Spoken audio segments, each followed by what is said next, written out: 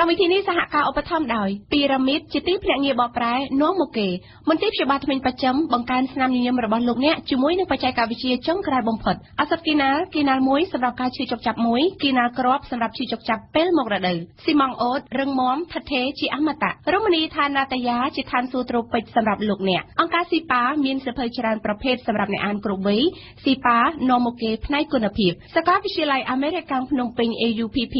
ជាសាកលវិទ្យាល័យអាមេរិកទី1នៅកម្ពុជានិងធនាគារ Eslida ជាប្រជាធនាគារដែលលោកអ្នកជឿទុកចិត្ត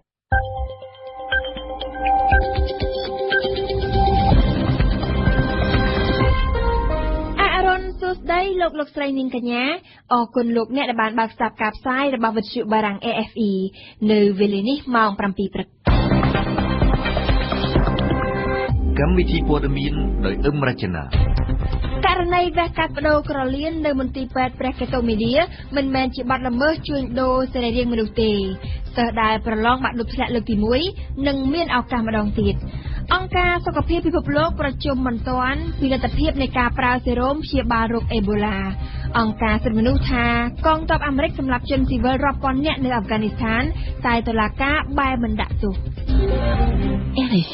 ករណីវះកាត់បដូរក្រលៀននៅមន្ទីរពេទ្យព្រះកេតុមីឌាមិនមែនជាបទល្មើសជួញដូរសរីរាង្គមនុស្សដោយការចុះផ្សាយរបស់សារព័ត៌មានមួយចំនួនឡើយនេះជាការបញ្ជាក់របស់អัยការអមសាលាដំបងរាជធានីភ្នំពេញនៅក្នុងសេចក្តីប្រកាសព័ត៌មានចុះថ្ងៃទី11សីហាម្សិលមិញករណីខាងដើមនេះបើតាមសេចក្តីប្រកាសព័ត៌មានដដែលគឺធ្វើឡើងក្រោមកិច្ចសហប្រតិបត្តិការរវាងក្រសួងការពារជាតិកម្ពុជានិងក្រសួងការពារជាតិចិនក្នុងក្របខ័ណ្ឌជំនួយឥតសំណងដោយមានការបញ្ជូនវិជ្ជាបណ្ឌិតចិនមកបណ្ដុះបណ្ដាលវិជ្ជាបណ្ឌិតយោធាកម្ពុជាដើម្បីអភិវឌ្ឍនិងផ្លាស់ប្តូរបទពិសោធន៍ផ្នែកវះកាត់បដូរក្រលៀនក្នុងគោលដៅជួយសង្គ្រោះប្រជាពលរដ្ឋកម្ពុជានាពេលអនាគតអัยការអមសាលាដំបងរាជធានីភ្នំពេញបានបញ្ជាក់ច្បាស់ៗថាប្រតិបត្តិការផ្នែកវិទ្យាសាស្ត្រនេះមិនផ្ទុយពីច្បាប់ព្រហ្មទណ្ឌនៃព្រះរាជាណាចក្រកម្ពុជាទេតកតងនឹងស្ថានភាពទឹកជំនន់នៅកម្ពុជាមកដល់ថ្ងៃច័ន្ទម្សិលមិញនេះទឹកជំនន់នៅខេត្តស្ទឹងត្រែងនិងខេត្តក្រចេះបានស្រកផុតពីកម្រិតកម្ពស់ដែលត្រូវប្រកាសអាសន្នឲ្យមានការប្រុងប្រយ័ត្នហើយនេះបើតាមសេចក្តីជូនដំណឹងរបស់ក្រសួងធនធានទឹកនិងអូតូនិយមចុះថ្ងៃទី11សីហាម្សិលមិញយ៉ាងណាក៏ដោយស្ថានភាពទឹកជំនន់នឹងបង្កផលប៉ះពាល់ដល់បណ្ដាខេត្តមួយចំនួននៅតាមដងទន្លេមេគង្គក្រោមទន្លេបាសាក់និងទន្លេសាបក្នុងនោះរួមមានខេត្តកណ្ដាលព្រៃវែងនិងខេត្តតាកែវតំបន់ទំនាបនៃខេត្តទាំង3នេះប្រឈមនឹងការលិចលង់ក្នុងរយៈពេលមួយសប្តាហ៍ទៀតទន្ទឹមនឹងនេះទឹកជំនន់ស្ទឹងសែនដែលបានស្រកចុះពីខេត្តព្រះវិហារក៏បានធ្វើឲ្យមានការប៉ះពាល់ដល់ខេត្តកំពង់ធំផងដែរ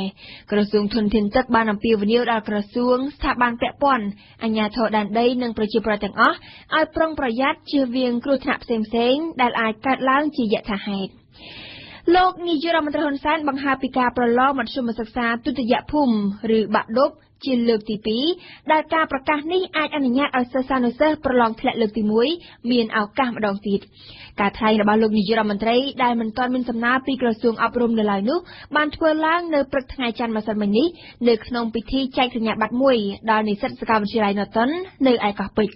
ក៏ប៉ុន្តែប្រធានសមាគមគ្រូបង្រៀនកម្ពុជាឯករាជ្យបានជំទាស់អំពីបញ្ហានេះញឹមសុផលជួនសេចក្តីរាយការណ៍ការប្រឡងសញ្ញាបត្រមធ្យមសិក្សាទុតិយភូមិឬប្រឡងបាក់ឌុបទំនងជានៅឆ្នាំនេះត្រូវរៀបចំចំនួន2ដងដើម្បីស្វែងរកបេក្ខជនដែលមានសមត្ថភាពបន្ថែមទៀតដែលជាតម្រូវការចាំបាច់សម្រាប់ការបណ្ដុះបណ្ដាលធនធានមនុស្សកម្រិតឧត្តមសិក្សាថ្លែងទៅកាន់និស្សិតជ័យលាភីជាច្រើនអ្នកនៅក្នុងពិធីចែកសញ្ញាបត្រដល់សិស្សសាកលវិទ្យាល័យឯកជន Norton នៅឯកោះពេជ្រលោកនាយករដ្ឋមន្ត្រីហ៊ុនសែនបានបង្ហាញនូវការគាំទ្រទុកជាមុនឲ្យហើយប្រសិនបើមានសំណើពីរដ្ឋមន្ត្រីក្រសួងអប់រំយុវជននិងកីឡាដើម្បីធ្វើការរៀបចំប្រឡងបាក់ឌុបជាលើកទី2យើងក៏ត្រូវតែដោះស្រាយបញ្ហានេះដែរមិនអាចនឹងឲ្យយុវជននេះដែលប្រឡងមិនជាប់នេះបាត់បង់ឱកាសនេះយើងតាមការត្រៀមបំរុងរបស់ក្រសួងអប់រំគឺគិតថានឹងមានការប្រឡងលើកទី2ទុករយៈពេល1ខែឬ1ខែកន្លះឲ្យប្រឡងលើកទី2ខ្ញុំគាំទ្រគាត់នឹងសុំយោបល់មកខ្ញុំតែខ្ញុំសូមគាំទ្រនៅវិធីសាស្ត្រនេះបានតកៃថាអ្នកដែលប្រឡងលើកទី1មិនជាប់អនុញ្ញាតឲ្យមានការប្រឡងលើកទី2ដោយក្រសួងអប់រំបើកការប្រឡងទៀត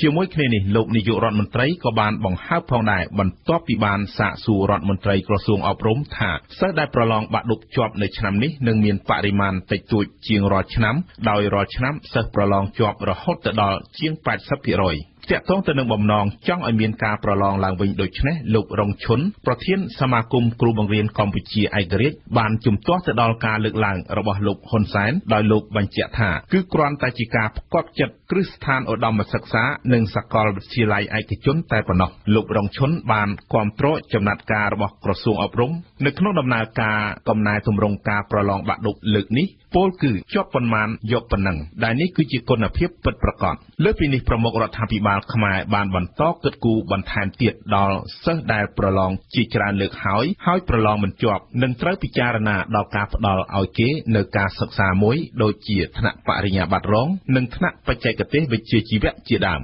សូមរំលឹកថាការប្រឡងសញ្ញាបត្របាក់ឌុបកន្លងមកតែងមានការអនុវត្តនៅវិធីស្ទូចបន្ទុកដើម្បីឲ្យបរិមាណសិស្សបានជាប់តាមចំនួនកំណត់ដែលគ្រឹះស្ថានឧត្តមសិក្សាត្រូវការក៏ប៉ុន្តែសម្រាប់ពេលនេះមិនធ្វើដូច្នោះទេដោយសារការប្រកាន់យកមធ្យោបាយបែបនោះកម្ពុជាមិនអាចស្វែងរកគុណភាពធនធានមនុស្សពិតប្រាកដបានឡើយនៅក្នុងពិធីចែកសញ្ញាបត្រដល់និស្សិតនៅព្រឹកថ្ងៃច័ន្ទម្សិលមិញនេះដែរលោកនាយករដ្ឋមន្ត្រីហ៊ុនសែនក៏បានថ្លែងដែលទំនងជាសម្ដៅទៅអ្នកគាំទ្រគណៈបកសង្គ្រោះជាតិថាអ្នកនយោបាយអាចបាត់បែនបានគ្រប់ពេលវេលាដូច្នេះដើម្បីជៀសវាងការខកចិត្តអ្នកគាំទ្របកនយោបាយមិនគួរតាំងខ្លួនជាអ្នកនយោបាយជាងអ្នកនយោបាយនោះឡើយលោកនាយករដ្ឋមន្ត្រីក៏បានថ្លែងថាការយល់ព្រមចូលសភារបស់តំណាងរាស្ត្រគណៈបកសង្គ្រោះជាតិក៏ជាសារមួយដែលបញ្ជាក់ថាការបង្កើតរដ្ឋសភានិងរដ្ឋាភិបាលអាណត្តិទី5កន្លងទៅនេះសុទ្ធតែត្រឹមត្រូវទាំងអស់យ៉ាងណាក៏ដោយលោកទទួលស្គាល់ថាការចូលសភារបស់គណៈបកសង្គ្រោះជាតិបានធ្វើឲ្យអ្វីៗដំណើរការបានងាយស្រួលជាងមុនលោកនាយករដ្ឋមន្ត្រីហ៊ុនសែនឥឡូវនេះកាន់តែបង្ហាញឲ្យឃើញថាអ្នកនយោបាយគេមានភាពបត់បែនរបស់គេអញ្ចឹងបានថាកុំទាបាញ់ជាងទាបាញ់កុំកែកំយ៉ានជាងកែកំយ៉ានកុំម៉ែនសំអនជាងម៉ែនសំអនទីចុងផុតរៀបចូលសភាប្លុកឯងនៅក្រៅប្រហៅពោះជុំទៅលក់គោលក់កបីលក់មាន់លក់ទាហើយអ្នកនយោបាយប្រៀបដូចជាទូកខ្លីមិនមែនទូកវែងឧទាហរណ៍សេចក្តីសម្រេចនៃមហាសន្និបាតប្រជាជនមួយដាក់ចេញមកដាច់ខាតមកចូលសភាឆន្ទៈរាស្ត្រមិនឲ្យចូលសភាដល់តែងាកក្រឹបសាបតាចន្ទៈរាស្ត្រឲ្យចូលសភាដើម្បីតស៊ូនៅក្នុងសភាឬវាជាប់តែប៉ុណ្ណឹងអស់ហើយអញ្ចឹងបានទៅគេថាអ្វីដែលយើងបានធ្វើក្នុងរយៈពេលកន្លងទៅគឺត្រឹមត្រូវទាំងអស់ព្រះមហាក្សត្រចូលបើកសភាក៏ត្រឹមត្រូវបង្កើតរាជរដ្ឋាភិបាលក៏ត្រឹមត្រូវវាមិនមែនតើបងប្អូនកាលនោះចូលមកបានត្រឹមត្រូវវាត្រឹមត្រូវតែរហូតមកដល់គ្រាន់តែឥឡូវនេះវាស្រួលជាងអរគុណប៉ែនបូណាដែលបានរៀបចំប្រសាសន៍លោកនាយរដ្ឋមន្ត្រី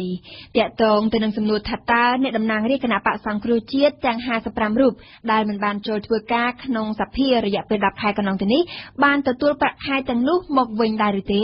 លោកនាយរដ្ឋមន្ត្រីហ៊ុនសែនបានប្រកាសថារូបលោកផ្ទាល់ក៏ដូចជាប្រធានរដ្ឋសភាដែរគ្មានសិទ្ធិសម្រេចបញ្ហានេះទេគឺមានតែក្រុមប្រឹក្សាធម្មនុញ្ញតែមួយគត់ដែលមានសិទ្ធិសម្រេចពីព្រោះនេះជាថវិការបស់ជាតិសូមបញ្ជាក់ថាអ្នកតំណាងរាស្ត្រម្នាក់ៗបានទទួលប្រាក់ខែប្រមាណជា$2,000ក្នុងមួយខែ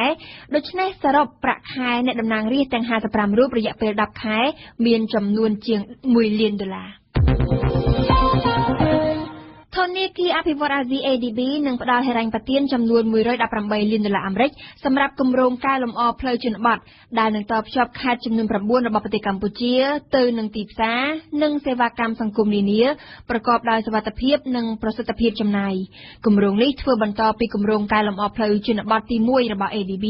ដែលបានអនុម័តនៅឆ្នាំ2010និងកំពុងជួសជុលផ្លូវប្រវែងជាង500គីឡូម៉ែត្រដែលភ្ជាប់មកជាមួយនឹងកម្មវិធីបង្កើនការយល់ដឹងពីសុវត្ថិភាពចរាចរណ៍